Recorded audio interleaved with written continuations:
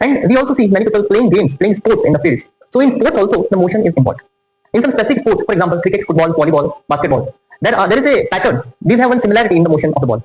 The ball is thrown from the ground, it flies in the air and lands at some other place. So if you look at the path of these balls, suppose a cricket ball is hit by a batsman, it goes towards the boundary while flying through the field.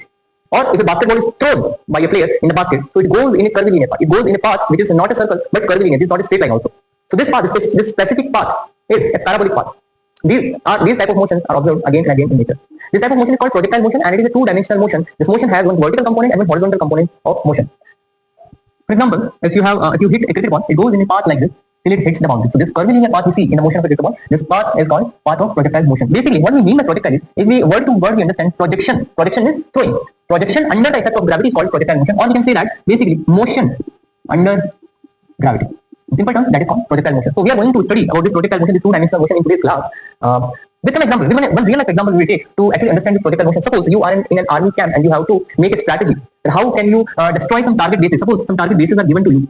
For example, this is a militant base and you have to surgical strike it, remove this base without affecting anything nearby it. Maybe there may be some plants nearby it, there may be some animals nearby it, there may be some people living nearby it. So you have to specifically hit this target and not hit any other place. So how will you do this? What type of plan will you make? Suppose you have been provided with some weapon or some shells which can shoot bullets at some fixed speed. You have the authority to change the angle theta of projection, and you know the distance between your base and the militant base. Suppose this distance is r. Now you have to make the calculation to arrive at a final conclusion how much should be this angle theta and with what velocity it should be projected to hit the base. How we will solve this problem? Before we start solving this problem, we have to make some assumptions. Projectile motion is done with some assumptions. One of the assumptions is Earth is not curved. We specifically neglect the curvature of Earth. Second assumption we have to do, this is our assumption.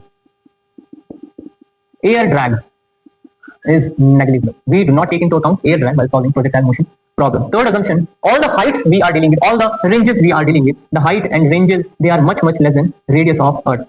The velocities which we are dealing with, u, v, they are much less than velocity of light, that is 3 into 10 to the power 8. Under these assumptions, we can solve the problem of projectile motion.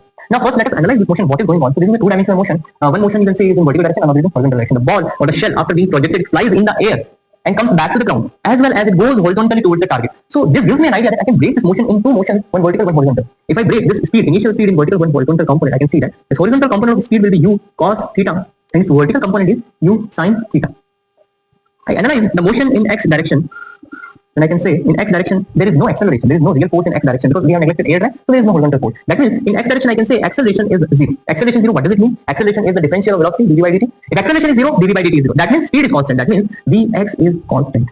Or in other words, I can say vx is basically ux, that is horizontal component of initial velocity, that is u cos theta. That means throughout the motion of the projectile, horizontal component of the speed, it does not change, it remains the same. This is u cos theta. If I arrive at this point in projectile motion, this horizontal component will also be u cos theta. At this point of projectile motion also same u cos theta. There will be no change in the magnitude or direction of the horizontal component of the velocity. Over here also u cos theta, same. Over here also u cos theta. Over here also u cos theta. That is horizontal velocity component. How will I give the displacement in x direction? I can say that if the velocity in x direction, horizontal velocity is constant, if I multiply it with time, I will get the displacement. So that is ux into t, u cos theta into t. That is horizontal displacement. Now let us also analyze the motion in y direction. In y direction, there is an acceleration. We can say negative acceleration due to gravity, which is pulling this projectile downward. Obviously, this is happening. Initially, the projectile is flying in the air. Then it is being pulled by the gravity. It comes down and hits the target.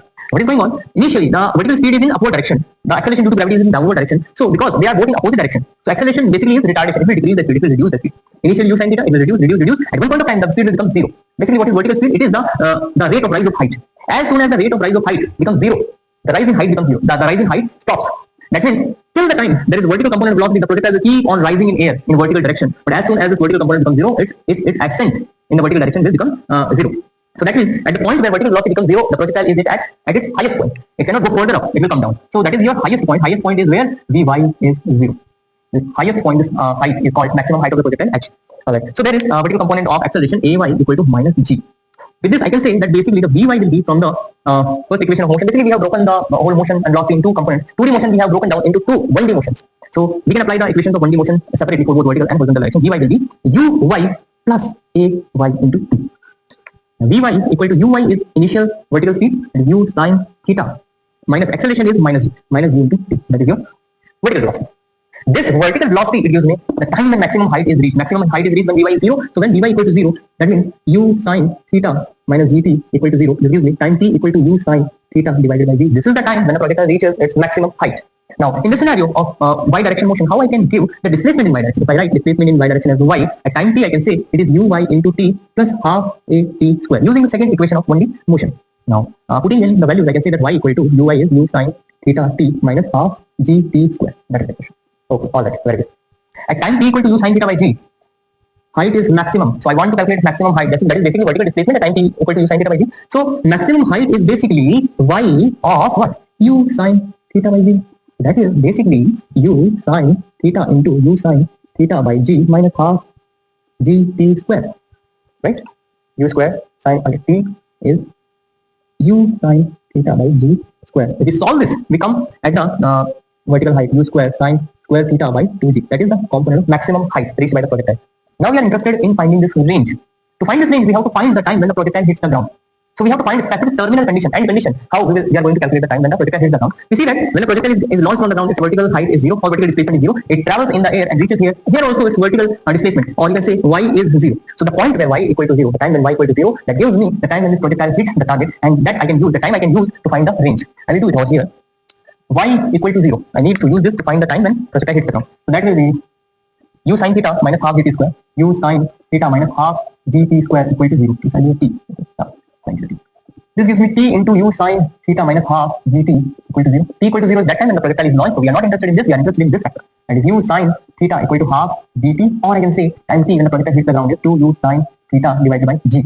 At this time projectile hits the ground, I am interested in calculating the range. Range is the displacement of the projectile in horizontal direction. So if I place the time t, this is called time of flight of projectile. This is known as time of flight.